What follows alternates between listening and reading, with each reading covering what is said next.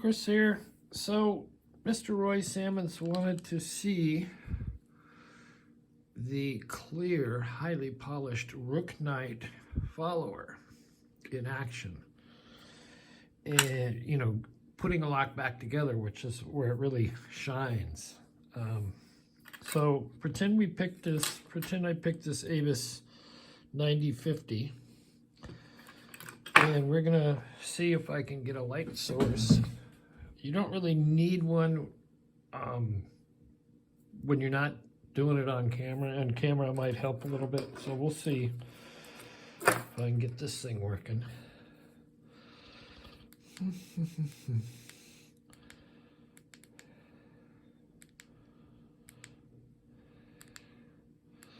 I just want the light. There we go.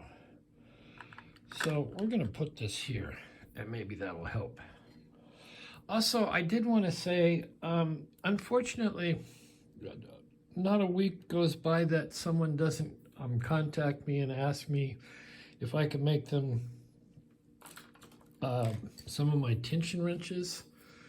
And unfortunately, I just can't do that. In years past, I've made a few for a couple of people. But it just takes so much, it would take so much time. I couldn't really run my channel. I would be making up these things all the time. And while they're fairly simple to make, if you end up with the brittle windshield wipers, they got to be heat treated, and so it takes a while. Anyway, so unfortunately I can't do that. All right, back to the action. So what we're going to do, this is a very cool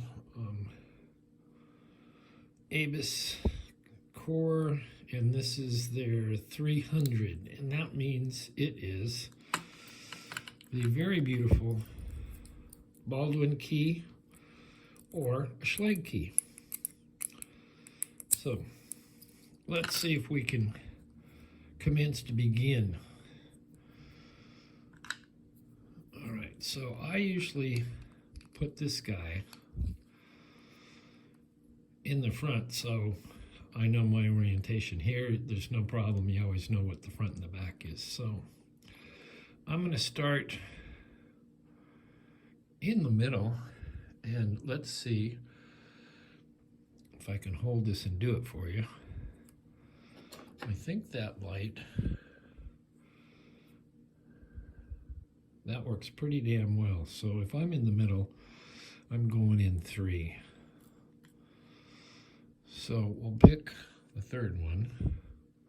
Boy, it's really hard to do this through the camera and showing you the best view. I think that spring went in there, and I believe this is a standard. So we're just going to pinch and poke and move that up. Now we're going to move to the back.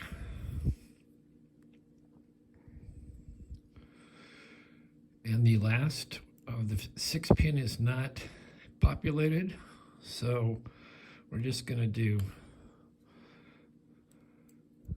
the 4. You see our little spring in there?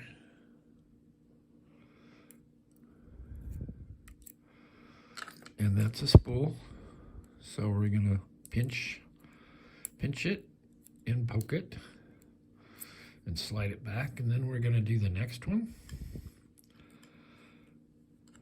I have to look 3 different places to do this, but you're getting the idea, I think. I hope so. All right. And it's sunny today for the first time in a long time. Pinch, poke, and slide. Now we're going to go back to the front. And the reason I start in the middle, it's just easier to, if you're reaching all the way to the back, it's a little harder. I think that's a trick that I learned from Mr. Murlock, 68. All right, here's another spool. So lay it in there. Whoops. Pinch and poke. Pinch. And then poke. And then, my light's in the way. We got our last one. So this is highly reflective, and so it makes it very easy to see. And like I say, if you're doing this with regular lighting in your lock lab, it's going to be just fine. Whoops.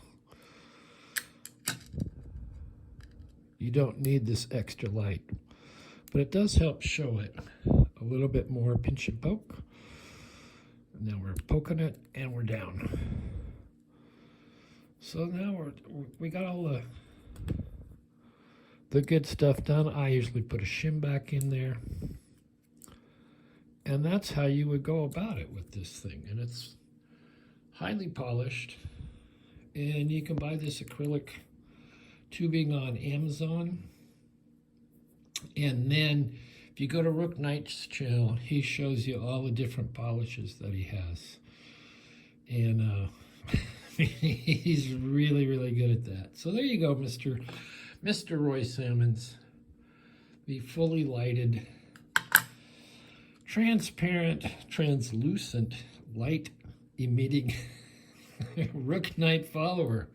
Anyway, thanks for watching. Hit the like, subscribe, and we will see you next time.